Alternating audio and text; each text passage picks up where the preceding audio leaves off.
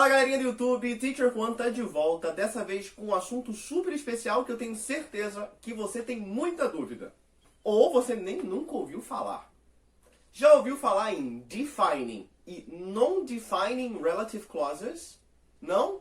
Então hoje a gente vai aprender sobre isso. Mas antes de a gente falar sobre defining e non-defining relative clauses, a gente tem que entender só um pouquinho como funcionam os pronomes... Quais pronomes relativos? Os pronomes relativos, the reflexive pronouns in English, ok? Então, só pra gente ficar ligado em quais eles são, eu coloquei eles aqui pra gente... Pra gente o quê, Bia? Dá uma pincelada neles. Eu coloquei eles aqui pra gente dar uma pincelada neles, mas tem mais conteúdo sobre isso aqui. Se você procurar nas nossas redes sociais, eu tenho certeza que você vai encontrar a primeira parte dele. Então vamos lá. Who é quem, né? Só que como a gente está falando de pronome relativo, nem sempre ele vai ser quem. Ele pode ser que também na hora da tradução. Which e that. Vamos lá. O who a gente vai usar, ó, used to talk about people. Sempre que vocês usarem o who como pronome relativo, ele vai estar sendo usado para substituir uma ideia que foi impressa por uma pessoa. Ou ele vai substituir um pronome pessoal do caso reto, que foi, né, usado por pessoa. Então, o who a gente vai usar para pessoas. Então, olha só. Used to talk about people, a gente vai ver lá na frente os exemplos em que ele vai se encaixar. O which, ele não vai ser usado para pessoas, ele vai ser usado somente para animals and things. Então, which é exclusivo para animais e coisas. E por último, a gente vai ter o that, que é o coringão. Ele vai ser usado tanto para animais, quanto coisas, quanto pessoas. Só que tem uma coisa específica lá sobre ele, que a gente vai ver daqui a pouquinho, que vai impedir ele de ser usado em algumas situações. Então, fica aí que já já você vai descobrir quais situações são essas. Ok, now on the board, agora no quadro, eu tenho dois exemplos para a gente poder perceber qual é a diferença de uma non-defining relative clause para uma defining relative clause. Não vou falar qual é qual, a gente vai identificar juntos, ok?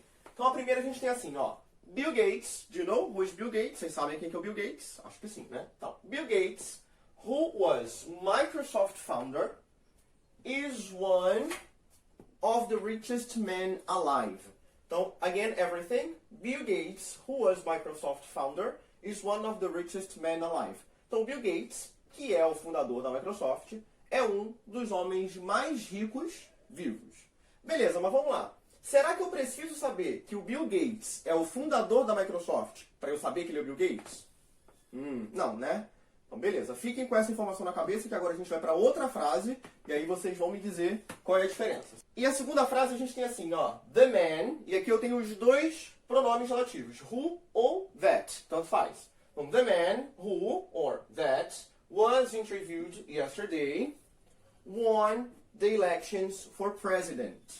Beleza, agora, de novo. The man who, vou ler com as duas opções. The man who was interviewed yesterday won the election for president.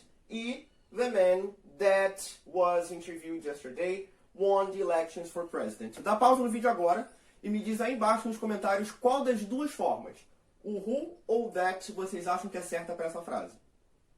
Deu a pausa? Respondeu? Então, beleza, agora a gente vai continuar. Então, nessa frase aqui, eu posso usar tanto o who quanto o that. Mas por quê? Olha só, vocês perceberam que na primeira frase, né?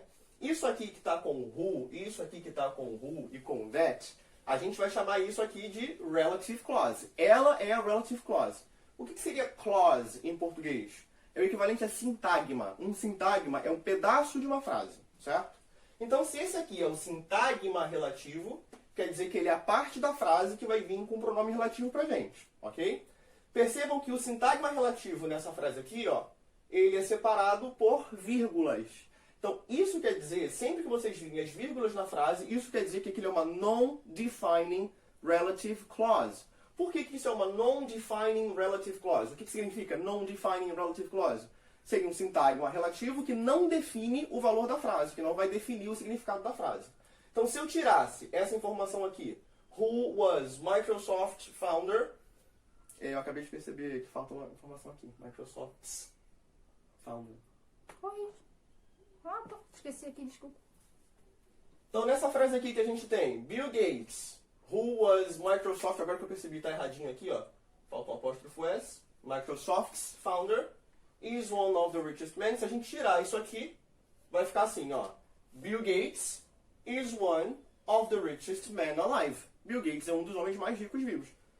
Essa parte da informação aqui foi essencial para eu entender quem é o Bill Gates e que ele é um dos homens mais ricos do mundo? Não.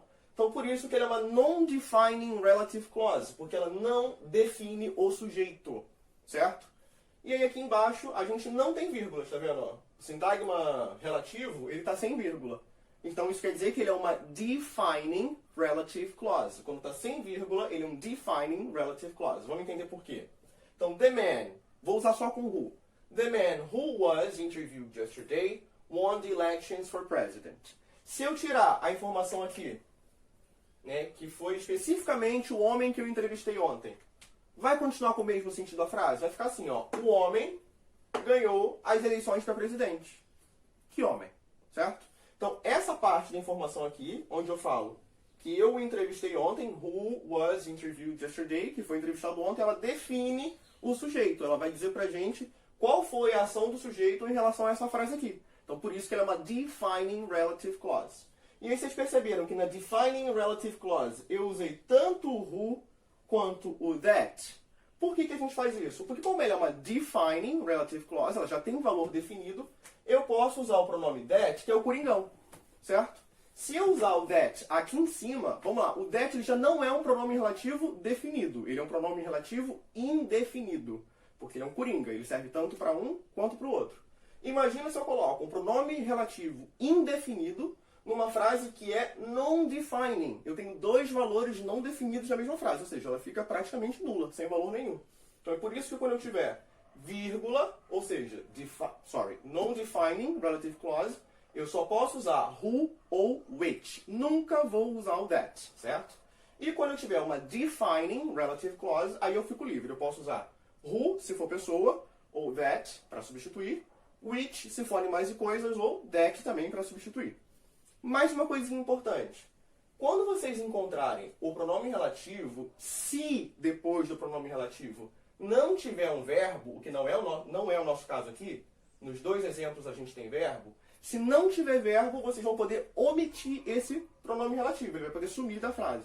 Eu vou colocar uns exemplos aqui para vocês, só para vocês enxergarem como é que fica nessa situação, ok? Então, aguenta um minutinho aí que a gente já volta. Ok, então agora a gente tem aqui a frase Look at that guy.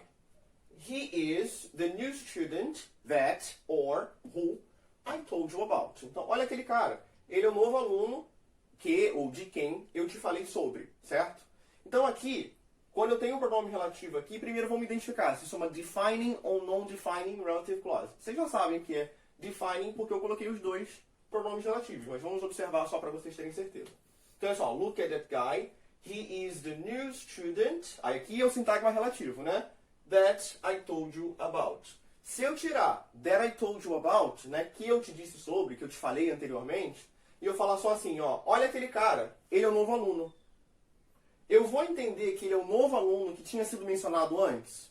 Não, então uma parte importante, uma parte fundamental da informação teria sido excluída e eu não teria entendido. Então por isso que ele é uma defining relative clause, por isso que eu estou usando os dois relative clauses aqui. Os dois relative pronouns aqui. Como eu tenho os dois pronomes relativos aqui, e depois dele, olha, eu tenho I, e I é um pronoun, é um pronome, certo?